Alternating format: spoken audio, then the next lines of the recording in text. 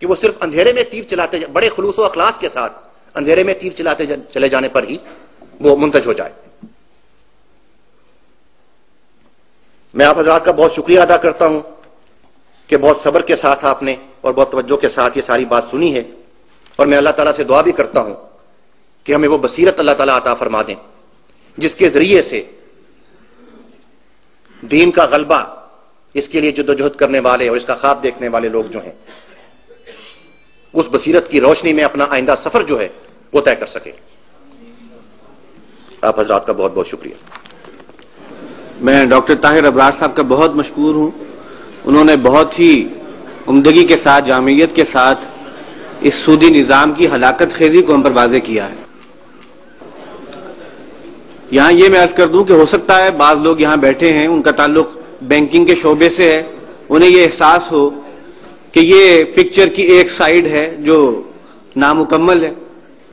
لیکن حقیقت یہ ہے کہ جو کچھ بھی بیان کیا ہے اس کے بارے میں یہ جان لیجئے کہ جو کچھ ظاہری طور پر ایک چمک دمک نظر آتی ہے اور انڈسٹری اور اس قسم کی چیزوں میں جو بینکنگ کا ایک فائدہ نظر آتا ہے وہ ایک فائدہ ہے، اس کا ایک جو ہے جزوی پہلو ہے، لیکن جس قسم کی جکڑ بندی میں بالآخر جو ہے ہمیں جکڑ دیا جاتا ہے اور یہ نظام جس طریقے سے جو ہے چھا جاتا ہے اور ایک جو ہے پورا کنٹرول کرنے کا جو نظام قائم ہو جاتا ہے، اس کے حوالے سے ان کا یہ جو بھی بیان ہے اور انہوں نے جو بھی اتنی وضاحت سے بات رکھی ہے اس میں کوئی شک نہیں ہے. یہی وجہ ہے کہ آج ہماری صورتحال باوجود اس کے کہ ہم بہت سے حوالوں سے امپروو کر رہے ہیں، ڈیولپمنٹ ہے، انڈسٹریلائزیشن ہے، سب کچھ ہے، اس کے باوجود حال یہ ہے کہ خود مکتفی نہیں ہے، ہمارے پاس اپنا کچھ نہیں ہے، اور اسی طریقے سے ہمارے ہاں جو ہے ایک غربت کا احساس لوگوں کے اندر اور ایک بے چینی کا احساس جو ہے بڑھتا چلا جا رہا ہے. تو بہرحال یہ دونوں باتیں جو ہے اپنی جگہ ہیں. انہوں نے جو بات وضاحت کی ہے جس کی وہ ایک حقیقت ہے، اور اس کے لیے ظاہری سی بات ہے چھوٹا سا فائدہ یا تھوڑا فائدہ اس کے سامنے جو ہے وہ کوئی زیادہ اہمیت نہیں رکھتا. اب میں آج کے دوسرے مقرر کو دعوت دیتا ہوں. ہمارے دوسرے مقرر ہیں پروفیسر میاں محمد اکرم صاحب. ان کا تعلق یہیں لاہور سے ہے. انہوں نے انٹرنیشنل اسلامک یونیورسٹی سے ماسٹرز کیا تھا اور اس کے بعد اب اس وقت یہ پی ایچ ڈی کینڈیڈیٹ بھی ہیں یونیورسٹی آف ایجوکیشن میں. اکنامکس پہ ان کی کئی جو ہیں وہ کتابیں چھپ چکی ہیں. ایم اے کا جو نصاب ہے اکنامکس کا اس میں اسلامیات کا جو اسلامک اکنامکس کا جو نصاب ہے وہ انہی کی کتاب پر مشتمل ہے، یہی رائج ہے. اس کے علاوہ بہت سے مضامین انہوں نے لکھے ہیں. پروفیسر میاں محمد اکرم صاحب کا موضوع ہے سود کی حرمت اور اقسام قرآن و سنت کی روشنی میں.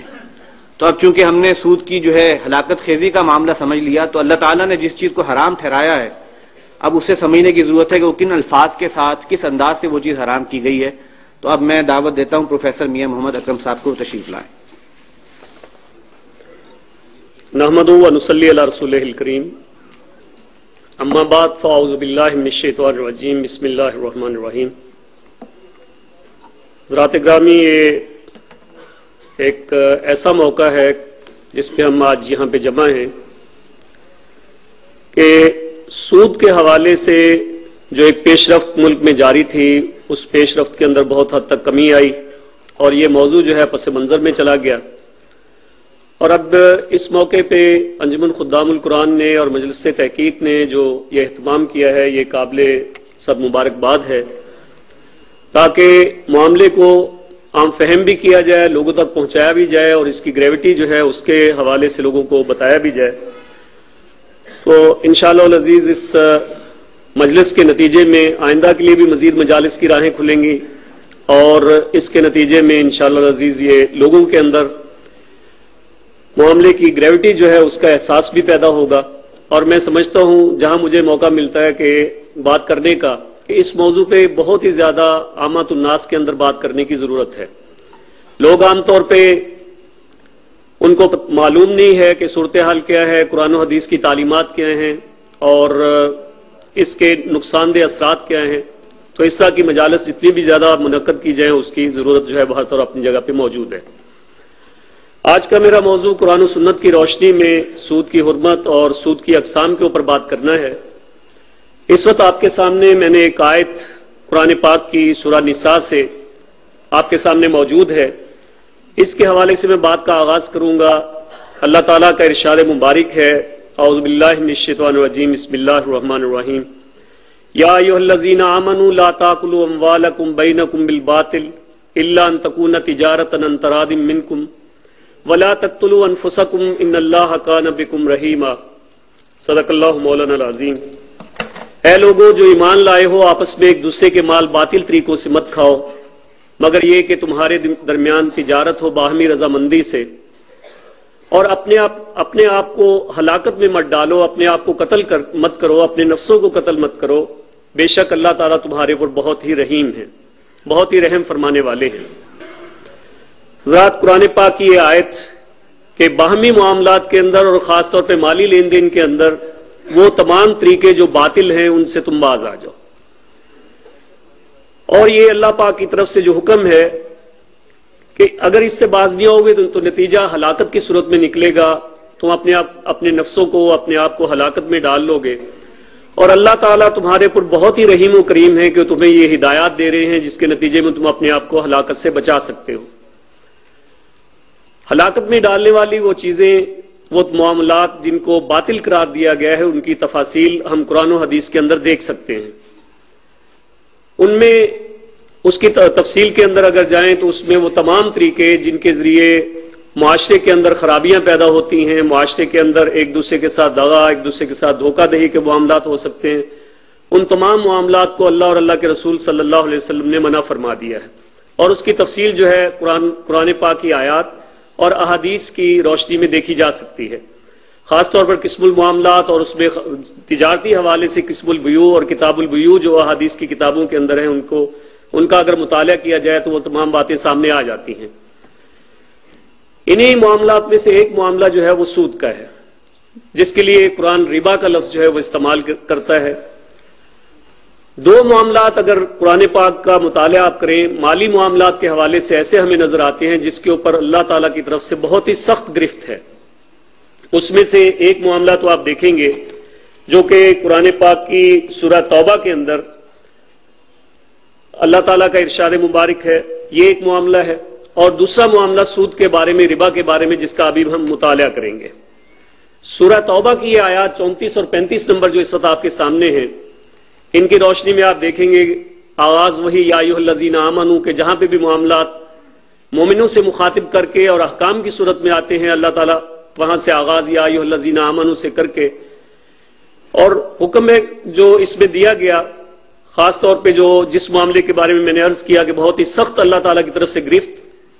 ہوگی، وہ ہے اقتناز دولت۔ والذین یکنزون الذھب والفضة ولا ينفقونها فی سبیل اللہ فبشرهم بعذاب علیم، اور اس کے بعد یوم یحمى علیہ فی نار جہنم فتقوی بها جباہهم وجنوبهم وظہورهم ھذا ما کنزتم لانفسکم۔ یہ جو اقتناز دولت ہے، لیکن اس معاملے میں آپ دیکھیے کہ اس کی جو سزا ہے وہ اخروی سزا کا تذکرہ یہاں پہ کیا گیا ہے۔ یوم یحمى علیہ فی نار جہنم،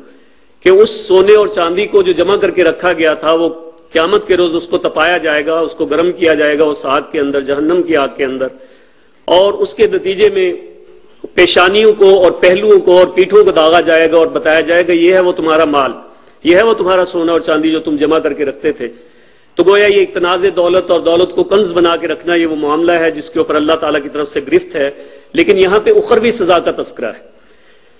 جبکہ جب ہم بات کرتے ہیں سود کی، ربا کی، تو اس کے معاملے میں ابھی آنے والی آیات کے اندر ہم دیکھیں گے کہ اس کے اندر اسی دنیا کے اندر اللہ پاک کی طرف سے جو ہے وہ سزا کا ذکر جو ہے وہ آپ کو ملے گا کہ اگر تم باز نہیں ہوگے پھر اللہ اور اللہ کے رسول کی طرف سے اعلان جنگ ہے۔ تو گویا یہ معاملہ ایسا ہے کہ جس کے اندر مالی معاملات ہیں، باہمی معاملات ہیں، اور اسی دنیا کے اندر سزا کا تذکرہ اللہ پاک نے فرما دیا ہے۔ ان آیات کا اگر ہم جائزہ لیں تو سورہ روم وہ پہلی سورہ ہے جس میں اللہ تعالیٰ کا ارشاد مبارک سود کے حوالے سے نازل ہوا اور اس سے نفرت دلائی گئی، جس کے اندر اللہ پاک فرماتے ہیں وَمَا آتَيْتُم مِّن رِّبًا لِيَرْبُوا فِي أَمْوَالِ النَّاسِ فَلَا يَرْبُو عِندَ اللَّهِ، یہ جو تم سود وغیرہ کا معاملہ کرتے ہو یہ تمہارا مال بڑھے گا، اللہ کے ہاں تو اس میں اضافہ نہیں ہوتا، جسے تم بظاہر سمجھتے ہو کہ اس کے نتیجے میں تمہارے مال کے اندر اضافہ ہوگا، اللہ کے ہاں اس میں اضافہ نہیں ہوتا، لیکن اس کے مقابلے میں وَمَا آتَيْتُم مِّن زَكَاةٍ تُرِيدُونَ لِوَجْهِ اللَّهِ، اور یہ جو تم تُرِيدُونَ وَجْهَ اللَّهِ جو تم زکوٰۃ دیتے ہو اللہ کی خوشنودی کے لیے، اللہ تعالیٰ کی رضامندی کے لیے، اس کا نتیجہ کیا ہے؟ مضاعفون، وہ ہے اضافہ جس کے اندر ہوتا ہے۔ تو گویا جو تم یہ سمجھتے ہو کہ